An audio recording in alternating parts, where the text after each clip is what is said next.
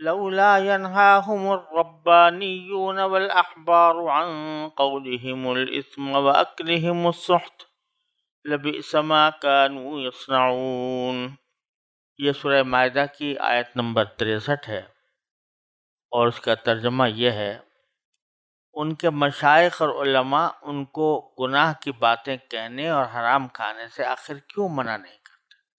حقیقت یہ ہے کہ ان کا یہ طرز عمل نہایت برا ہے۔ یہاں پیچھے ذکر ہو رہا تھا بنی اسرائیل کے لوگ جن بدعمالیوں میں گرفتار تھے، ان کا خاص طور پر ذکر کیا گیا تھا، اور پچھلی آیت میں یہ کہا گیا تھا کہ یہ لوگ ظلم اور حرام خوری میں لپک لپک کر آگے بڑھتے ہیں۔ اللہ تبارک و تعالیٰ اس کے بعد یہ فرماتے ہیں کہ یہ ان کی کمزوری اور ان کا گناہ تو ہے ہی، لیکن اس کی بہت بڑی وجہ وہ مشائخ ہیں اور علماء ہیں جو آنکھوں سے دیکھ رہے ہیں کہ یہ اس قسم کی برائیوں میں مبتلا ہیں، پھر بھی ان کو روکتے نہیں۔ لولا ینہاہم الربانیون والاحبار، ان کے مشائخ اور علماء ان کو آخر کیوں منع نہیں کرتے؟ کس بات سے؟ عن قولہم الاسم واکلہم السحت، ایک تو گناہ کی باتیں کہنے سے اور حرام کھانے سے۔ اور یہ سمجھ لیجئے کہ ربانیون جو کہا گیا ہے یہ اللہ تبارک و تعالیٰ کی طرف نسبت ہے، رب کی طرف۔ ربانی یعنی وہ شخص جس کا تعلق اپنے پروردگار سے جڑا ہوا ہو، لفظی معنی یہ ہے۔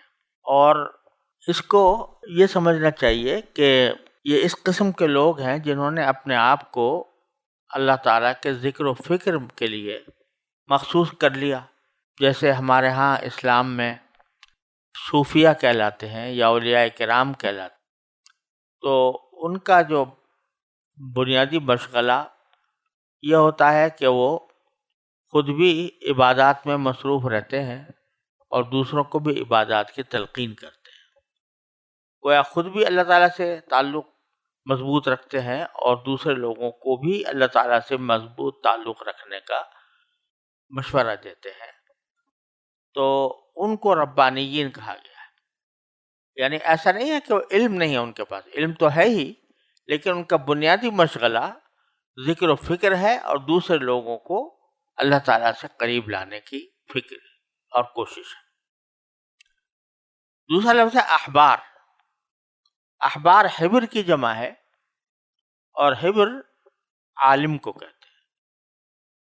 یہود کے جو علماء تھے ان کو احبار کہا جاتا تھا، جو حبر کی جمع ہے۔ تو بڑے عالم کو، متباحر عالم کو حبر کہا جاتا تھا۔ تو یہ لوگ موجود تھے، شروع سے موجود تھے۔ تو اللہ تبارک و تعالیٰ فرما رہے ہیں کہ جب یہ علماء اور یہ خانقاہی مزاج کے لوگ، اولیاء، صوفیاء، یہ آنکھوں سے دیکھ رہے ہیں کہ یہ لوگ جھوٹی باتیں کرتے ہیں اور حرام کھاتے ہیں، جھوٹی باتیں کرتے ہیں اور حرام کھاتے ہیں، تو ان علماء اور صوفیاء نے ان کو کیوں نہیں روکا؟ اور پھر ان کے نہ روکنے کے اوپر تبصرہ کرتے ہوئے فرمایا کہ لبئس ما کانوا یصنعون، حقیقت یہ ہے کہ ان کا یہ طرز عمل بہت برا ہے۔ یہاں ایک بات سمجھنے کی یہ ہے کہ پچھلی آیت جس میں عوام کی بدعمالیوں کا ذکر تھا کہ وہ گناہ کی طرف لپک لپک کر جاتے ہیں اور ظلم کرتے ہیں اور حرام کھاتے ہیں، تو وہاں پر لفظ استعمال فرمایا تھا لبئس ما کانوا یعملون۔ اور احبار اور رہبان اور ربانیین کو جب ذکر فرمایا کہ وہ عوام کو گناہ سے روکتے نہیں، تو وہاں فرمایا لبئس ما کانوا یصنعون۔ یعملون پہلی جگہ اور یصنعون دوسری جگہ۔ بظاہر اس کی وجہ یہ ہے کہ عمل کا جہاں تک تعلق عمل یعمل عملا، کوئی بھی کام آدمی کر لے وہ عمل کہلاتا ہے. ایک مرتبہ کر لیا، دو مرتبہ کر لیا، عمل ہے. اور یصنعون، صنع یصنع کے لفظی معنی ہوتے ہیں کوئی چیز بنانا، اور اس کے کا اطلاق بعض اوقات کوئی کام کرنے کے اوپر بھی ہوتا ہے. لیکن ایسا کام جو ایک مرتبہ کر کے چھوڑ دیا وہ اس میں داخل نہیں. یصنعون کے معنی یہ ہے کہ کسی عمل کو انسان نے اپنا معمول بنا لیا، عادت بنا لی.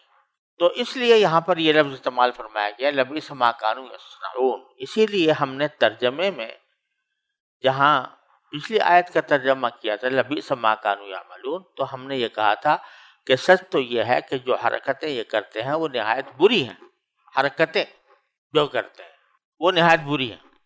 اور یہاں لبئس ما کانوا یصنعون کا ترجمہ کیا ہے، حقیقت یہ ہے کہ ان کا یہ طرز عمل نہایت برا ہے.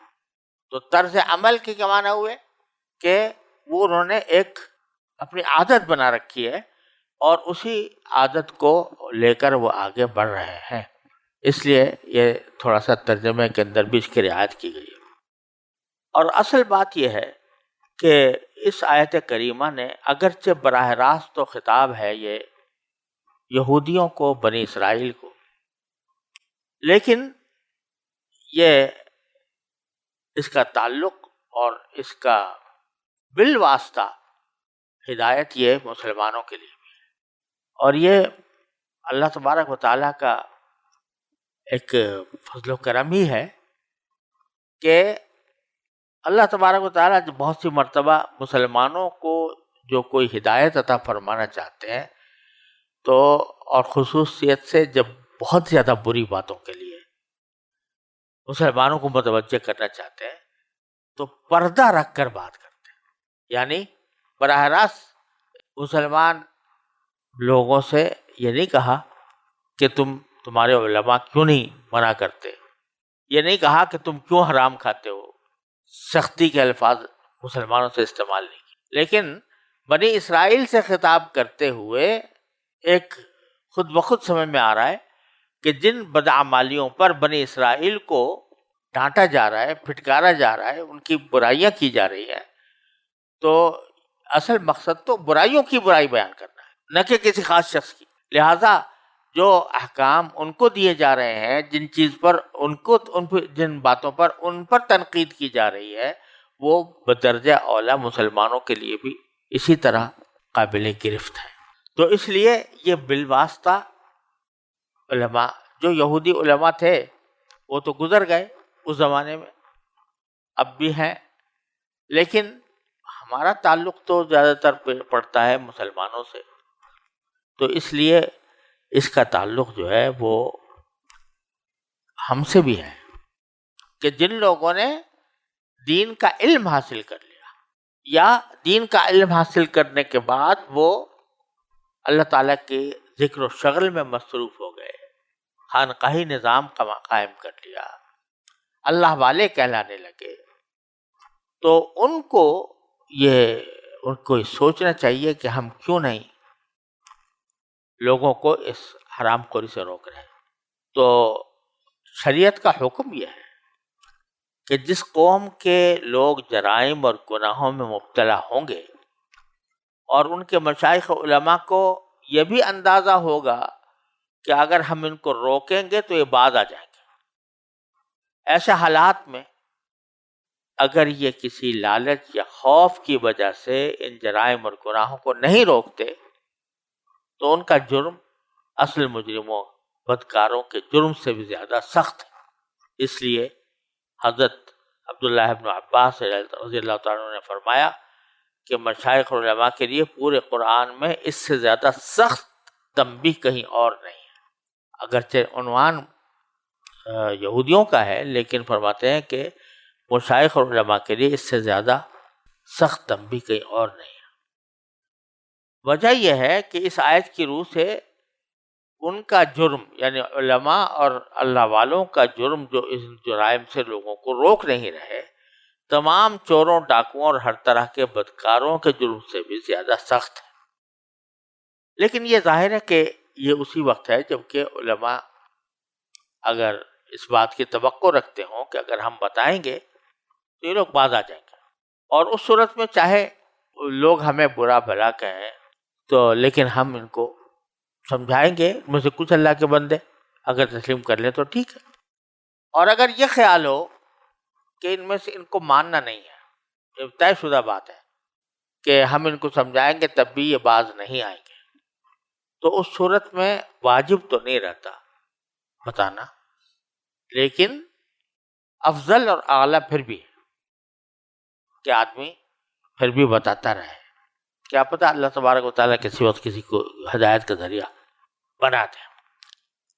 اور یہی در حقیقت امت کی اصلاح کا طریقہ تھا، ہے اور رہے گا، کیونکہ اللہ تبارک و تعالیٰ نے جب کسی کو علم عطا فرمایا یا اپنے ساتھ تعلق مضبوط کر لیا تو وہ صرف اپنے لیے نہیں جیتا، وہ دوسروں کے لیے جیتا ہے۔ اپنی اصلاح تو ویسے ہی سب سے پہلے فرض ہے، لیکن اس کی زندگی در حقیقت دوسروں کے لیے ہو جاتی ہے۔ وہ اللہ والا تبھی بنتا ہے جب اللہ کی مخلوق کی فکر اس کے دل میں ہو۔ تو اسی لیے اگر کوئی آدمی کوئی گناہ کر رہا ہے اور لوگ اس کی پیروی میں گناہوں کی عادت میں پڑے ہوئے ہیں تو اللہ والوں کو اور علماء کو چین نہیں آنی چاہیے کہ اس وقت تک جب تک کہ اس گناہ سے لوگوں کو روکنے کا فریضہ انجام نہ دے دیں۔ نبی کریم صلی اللہ علیہ وسلم کا حال تو قرآن کریم نے بتایا، لعلک باخع نفسک الا یکونوا مؤمنین، کیا آپ اپنی جان کو ہلاک کر ڈالیں گے اس واسطے کہ لوگ ان کے درد میں کہ یہ ایمان نہیں لا رہے؟ تو اس درجہ تو یہ درجہ تو پیغمبر کا ہے کہ وہ اتنا افسوس اور رنج کرتے ہیں اپنے عوام کو دیکھ کر کہ ایسا لگتا ہے کہ اپنی جان کو ہلاک کر ڈالیں گے۔ اگر وہ نہیں ہے تو کم از کم اتنی طلب تو ہونی چاہیے اہل علم میں اور اہل دین میں اور اولیاء اور صوفیاء میں، خانقاہ والوں میں، کہ ساری دنیا کو جب دیکھ رہے ہیں اگر غلط راستے پر جا رہی ہے تو اس پر ان کو کم از کم رنج تو ہو۔ قرآن کریم میں جیسے احکام آئے ہیں اس کی روشنی میں رسول کریم صلی اللہ علیہ وسلم نے ارشاد فرمایا کہ جب کوئی شخص کوئی منکر دیکھے، کوئی برائی دیکھے، تو اگر ہاتھ سے روک سکتا ہے تو ہاتھ سے روک دے، اگر ہاتھ سے نہیں روک سکتا زبان سے روک سکتا ہے زبان سے روک دے، اور اگر زبان سے بھی نہیں روک سکتا تو پھر کم از کم دل سے تو اس کو برا سمجھے۔ اور عجیب بات یہ ہے یہاں پر جو الفاظ آئے ہیں حدیث میں وہ یہ ہیں کہ من رأى منکم منکرا فلیغیرہ بیدہ، جو کوئی منکر کو دیکھے، برائی دیکھے تو اس کو اپنے ہاتھ سے تغییر کر، اس کو بدل دے۔ ومن فإن لم يستطع فبلسانہ، اگر ہاتھ سے بدلنے پر قدرت نہیں ہے تو کم از کم زبان سے بدلے، زبان سے تاکید کرے، لو برائی کرنے والے کو اس سے باز آ جاؤ۔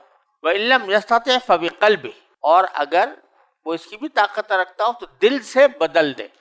بقلبہ کا تعلق اسی سے ہے، فلیغیرہ، تو دل سے بدل دے۔ عام طور سے ہم ترجمہ یہ کرتے ہیں کہ وہ دل سے اس کو برا سمجھے، تو ایک نیا فعل معذوف نکالتے ہیں وہاں پر کہ نیا فعل ہے کہ بھئی اپنے دل سے برا سمجھے، ہے تو یہی بات، لیکن جو لفظ استعمال ہوا تغییر ہے کہ دل سے بدل دے۔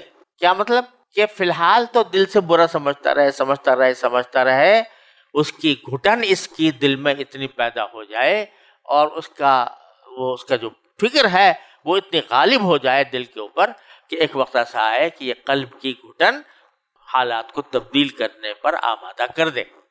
جب گھٹن پیدا ہوتی ہے، کسی غم پیدا ہوتا ہے، صدمہ ہوتا ہے کہ کیا ہو رہا ہے، تو وہ بڑھتا جاتا ہے، آدمی کو نیند نہیں آتی، آدمی کو چین نہیں آتا، اور اس کے نتیجے میں پھر وہ کوئی نہ کوئی ایسی کارروائی کرنے پر مجبور ہو جاتا ہے، وہ دل اس کو مجبور کر دیتا ہے کہ جو بدلنے کے اوپر آمادہ کرتے ہیں، زبان سے یا ہاتھ سے۔ جب البتہ ہاتھ سے بدلنے کا جو حکم ہے وہ صاحب اقتدار ہوا ہے، جس کا کہیں اقتدار ہو. جیسے ایک انسان کو اپنے گھر پر اقتدار حاصل ہے تو اس کا یہ فریضہ ہے کہ اگر کوئی برائی دیکھ رہا ہے ہاتھ سے ختم کر دے. اور اسی طرح کوئی شخص جو ہے وہ اگر کسی ادارے کا سربراہ ہے تو ادارے کے اندر اس کو اقتدار حاصل ہے، وہاں کوئی منکر ہو رہا ہے، کوئی برائی ہو رہی ہے تو اس کا فرض ہے کہ ہاتھ سے. کوئی شخص کسی ملک کا سربراہ ہے تو اس کا اقتدار پورے ملک کے اوپر ہے، تو وہاں اس کا فریضہ ہے کہ وہ اپنے ہاتھ سے اور جس کے اندر طاقت نہیں ہے تو وہ کم از کم زبان سے کہے، کم سے کم دل سے برا سمجھے، اور دل سے اتنا برا سمجھے کہ بالآخر جا کر وہ حالات کی تبدیلی پر منتج ہو جائے. تو یہ اللہ تبارک و تعالیٰ کا ارشاد ہے. اس ارشاد کے نتیجے میں بات روئے سخن تو ہے یہودیوں کی طرف، لیکن در حقیقت تعلیم ہم سب کو دی جا رہی ہے کہ ان باتوں سے پرہیز کرو. اور جیسا کہ فارسی کا ایک شعر ہے کہ گفت آیت در حدیث دیگراں، کہ بڑی اچھی بات وہ ہوتی ہے کہ جو مخاطب سے براہ راست کہنے کے بجائے دوسروں کی گفت بات کرتے ہوئے اشارہ دے دیا جائے. تو یہاں پر بھی ایسا ہی ہے. اللہ تبارک و تعالی ہم سب کو اس پر عمل کرنے کی توفیق عطا فرمائے.